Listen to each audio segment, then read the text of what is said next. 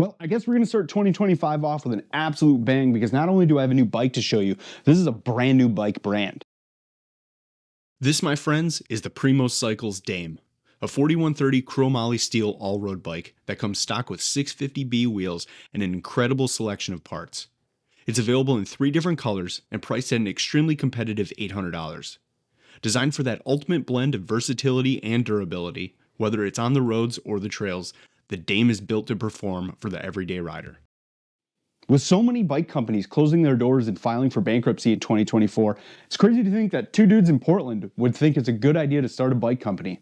But that's exactly what Pascal and Carlos did, and even crazier, they thought it was a good idea to send one to me. In all seriousness, huge shout out to Primos Cycles for sending me this thing. It is absolutely gorgeous.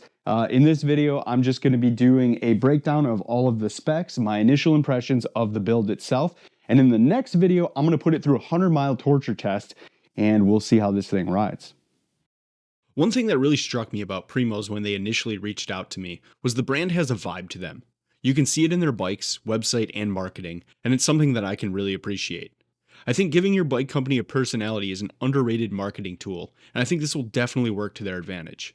The best part is they didn't ask me to fluff them up or massage their brand launch. They want honest feedback, and they want me to share it with you.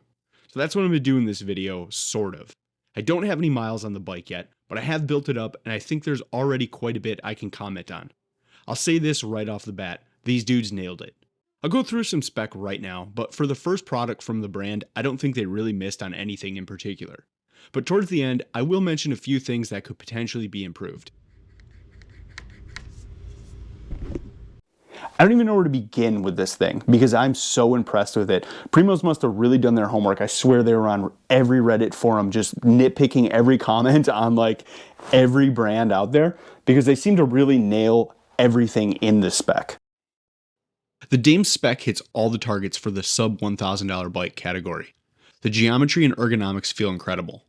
If you're wondering about sizing, I'm 5'9" and I'm on the large, and it seems to fit perfectly. The wheels are laced up with Novatec hubs and are tubeless compatible. The drivetrain is handled by the now super popular budget powerhouse that is the microshift Sword groupset. I'm really interested in these Continental Terra hardpack tires. These are 50 mil wide, 650B. You just don't see Continental spec'd on a lot of bikes these days, but this tire looks really good. Feels sticky. It looks fast. I'm really excited to try that thing out on the road. I think that was a really good choice by them. Obviously, we got to talk about brakes. On any bike under $1,000, brakes seem to be a sticking point or places where brands cut corners. Primos did not. These tektros right here, these are the knockoff version of the TRP Spires. TRP is just Tektro Racing products. It's the higher end version of the Tektro stuff. The Spires are the best mechanical brake on the market. I don't care what anybody says. But you're going to have the best brakes in the world. If you don't have good cables and housing, they're not going to work amazing. And that's where it gets crazy because Primos decide to spec their bikes with Jaguar cables and housing. And I think I know exactly which brand that is a direct target at. It really is the little details that sets Primos Cycles apart. It's easy for brands to cut corners when speccing a bike because most people overlook the fine print. But Primos went premium. Stuff like Jaguar cables, pillar spokes, a KMC chain, and Cello Royal seat. That's impressive stuff for $800. All of my bike packing homies are going to appreciate this. We got plenty of mounting options. We got mounts up top. We got 2 water bottles in here where you can do a rack mount on back and rack mount up front. Nothing underneath, but I think that's more than enough for this bike. Okay, I honestly don't have anything bad to say about this bike for an $800 all-road gravel bike. There are a couple things that will be interesting to see how they perform out on the road, and I'm going to go through those right now. The microshift Sword groupset is really interesting. These levers are very robust. They feel fantastic. The derailleur looks great. I'm not so sure about the ergonomics of the shifter paddles. But who knows, maybe once I get out riding, they'll feel really good. I actually have the Advent X on my State, and that system has been okay.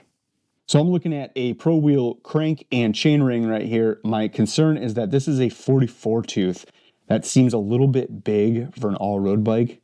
Generally, I prefer like 38 to 40 on these types of bikes. The good news is in back, they have a 10-speed wide range cassette. It's an 11 to 46. This is not the microshift cassette. It looks like probably a Sunrace if I had to guess, but that is a pretty good range. So who knows? This could be a really good drivetrain.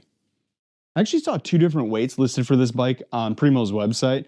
I have this dumb little portable electronic scale. It's tough to weigh bikes with, but it seems to be pretty accurate.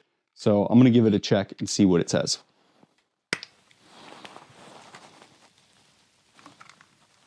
That was a horrible way of doing it. I hooked the seat rail on by this little hook here, but it came in at 28 pounds. And for an all steel bike with tubes and these chonky tires, 28 ain't bad. This sort of stuff doesn't really bother me, but there is a few paint chips. There's kind of like a bunch of little ones scattered all over. That was the biggest one. There's one right here. So that might not be a problem for me because I know what kind of abuse I'm going to put through this, but I know it was a problem for a lot of people, and I've seen it with State before. I actually had a problem with shipping. One of my bikes got the rear triangle just mangled. It was bent in. The derailleur was smashed. So I think Primos is probably going to have a few issues with shipping companies and the handling of these just in general in shipping. So they're probably going to want to step up their packaging materials. That's something that's not really going to affect you as the buyer because I assume you could just send it right back or make some sort of claim on it.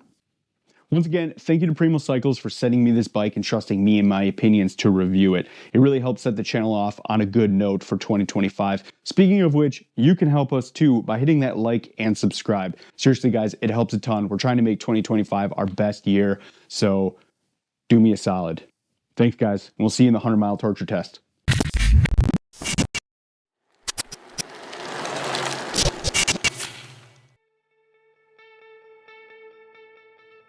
If you're watching this because you love gravel bikes or you're just looking to get into it, I encourage you to go check out our new episode from our original series, Cycle Paths, titled The Elroy Sparta Trail, America's first rail trail.